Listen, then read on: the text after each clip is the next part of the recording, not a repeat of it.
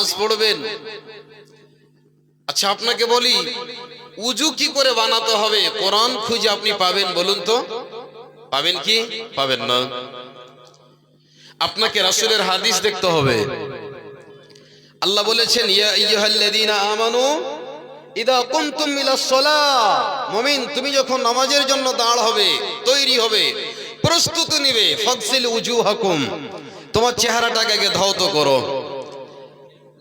আল্লাহ বলছেন নামাজের জন্য মুমিন তুমি যখন প্রস্তুতি নিবে তখন তুমি আগে কি করবে? চেহারাটাকে ধৌত করবে।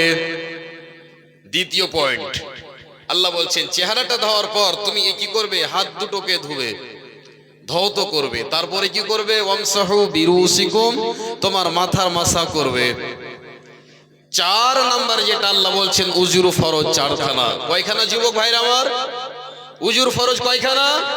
4খানা। তা আল্লাহ বললেন যে তুমি তোমার চেহারাকে ধৌত করো, তোমার হাত দুটিকে ধৌত করো এবং তোমার মাথার মাসা করে নাও।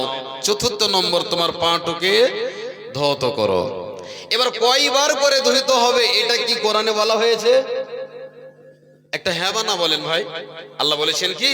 বলেননি। এবার রাসূলের হাদিস দেখতে হবে আমাকে আপনাকে। এই জন্য ইতাআত আল্লাহর এবং আল্লাহর সাথে সাথে রাসূলের ইতাআত করতে হবে। হবে কি হবে না? আপনি যদি বলেন যে আমি শুধু আল্লাহকে মানবো, কোরআনকে মানবো, হাদিসকে মানবো না, তবে কোন মানুষ পূর্ণ মুমিন হতে পারবে? হতে পারে না, কোনোদিন হতে পারে না। আল্লাহকে মানতে হবে, রাসূলকে মানতে হবে।